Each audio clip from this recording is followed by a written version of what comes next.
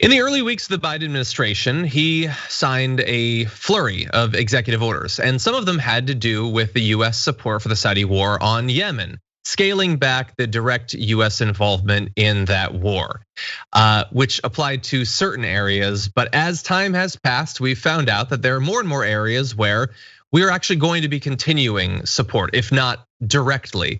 And in one of the most important areas, the ongoing blockade of Yemen, Biden has been notably silent. So what's going on there? And is it possible to shift the administration's position? Well, we're very lucky to be joined once again on the program by the legislative manager for Middle East Policy of the National Committee on National Legislation. Sanal Tayyab, welcome back to the Damage Report. Thanks for having me, John. Always glad to talk to you about this topic. I hope that at some point there's nothing for us to talk about there, but we haven't yet reached it. So tell me a little bit about some of your most recent efforts in this area.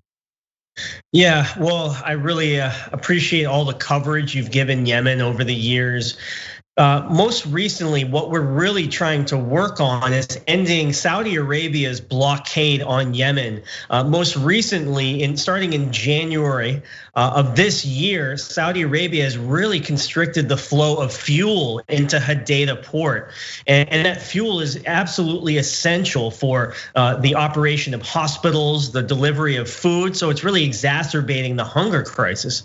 And the World Food Program is predicting that 400,000 children could die in the coming weeks or months in 2021 as a result of the war and blockade on Yemen, and they're asking for it to be lifted as a humanitarian act. And one thing that the Friends Committee on National Legislation is really trying to do is echo the call of David Beasley at the World Food Program and putting as much pressure as we can on the Biden administration to use all the diplomatic tools they have and all the leverage they have over the Saudi-led coalition to get them to lift this blockade and finally allow food, fuel, and medicine into the country freely and decouple it from ongoing negotiations that are frankly really unstable. We're just saying this is a humanitarian issue. It should be dealt with apart from all of the complex negotiations that are happening. Yeah, unstable as you point out, and also let's say hypothetically the negotiations go well. If the negotiations take weeks or months, it's not going to bring back the people who've died in the interim, of course.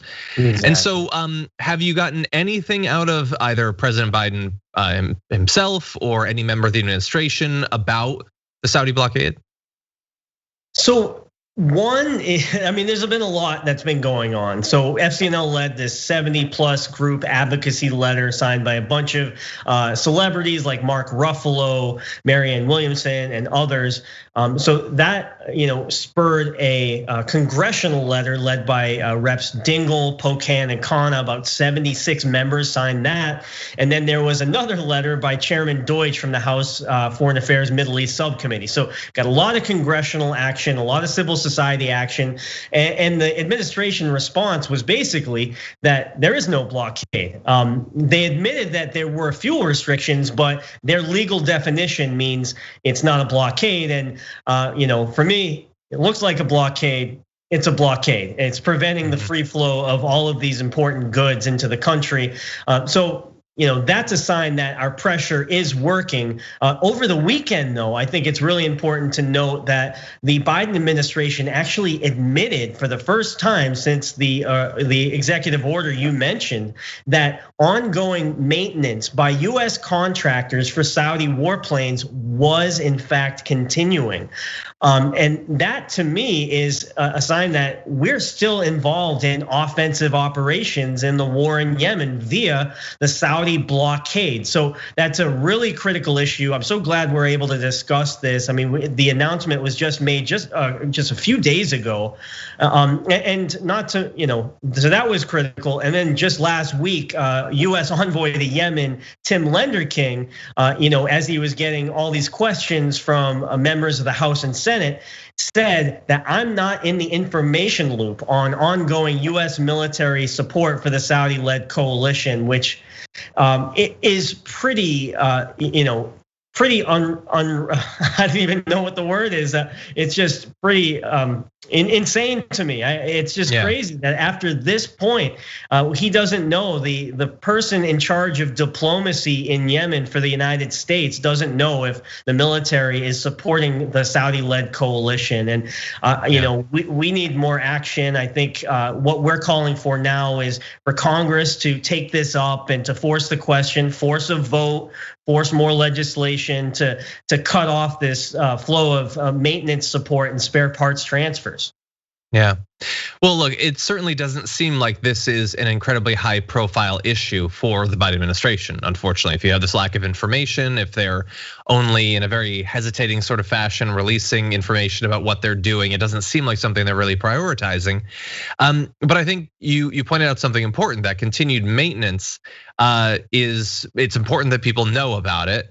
Especially because it really undercuts the idea that the US has pulled out of support for the offensive operations, as you say.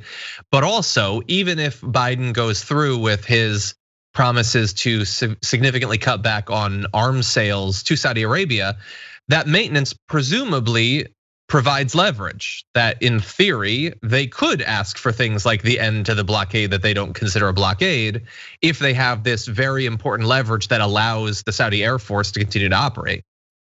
Yeah, it's a good point. I want to just flesh that out a little bit. The first thing is that maintenance is critical for the ongoing. It's not even just leverage; it's critical for the daily operations of Saudi warplanes.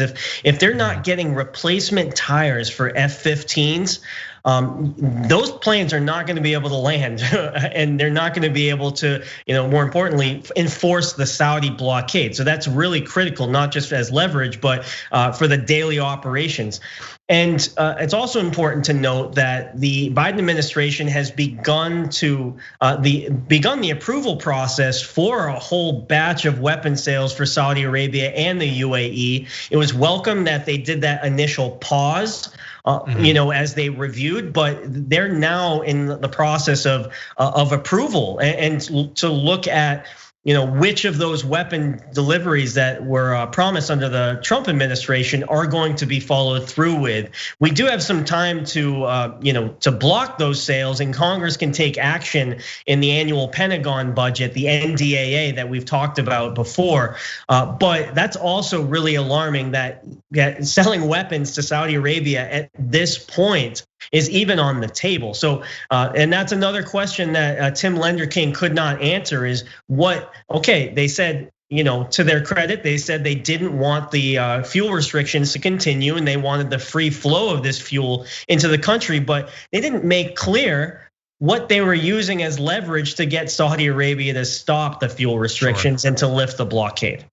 Well, and now you've identified two potential areas where that could happen. And in terms of the arms sales, this is something that we've seen, I think, a lot of movement on over the past few years, where not only a good number of Democrats have been pushing for an end to that, but there's also some Republicans that seem at least a little bit willing to question some of the military partnership between the two countries. So presumably this is an area where maybe pressure could be successful. You've mentioned what your organization is doing, what Congress could potentially do. For people watching this, what can they do to push for either not doing the arms sales or for an end to the blockade? Yeah, so I think that's really important that we keep the drumbeat, and I'm so happy to have a platform on this show to discuss this issue. A quick action folks can take is to go to endtheblockade.com, and they can write their members of Congress, their representative, and their 2 senators, and urge that they make a public statement and call on the Biden administration to use the leverage that they do have to call on Saudi to lift the blockade. So that's a really easy step folks can take is endtheblockade.com. One thing that I will let folks know, announce on the show, is that we're going to be getting a Senate letter circulated soon. So, urging your members to sign on to that letter when it gets circulated. I mean, endtheblockade.com will have exactly what to tell your legislator and call for them to sign on to this really important Dear Colleague letter that's going to be starting to circulate in the coming days. I think that that's great, and a great call to action for people who care about this issue. Please get involved, as we've talked about for, I think more than 3 years now we've been talking about this. There's been a great deal of needless suffering and death already that is regrettably locked in, but things are looking pretty bad in the future too. And so hopefully now with a change administration, we can have a change in our influence in Saudi Arabia and in Yemen. So hopefully people will do that. And as always, appreciate your work in this area and for joining us on the show.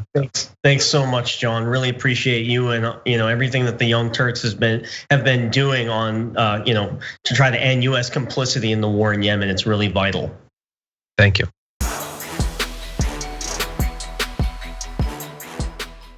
For more political news breakdowns, interviews, stories of activism, and me trying my hardest to care about the occasional big celebrity news story, subscribe to our YouTube channel at youtube.com/The Damage Report. And you can ring the bell wherever it is so you don't miss anything.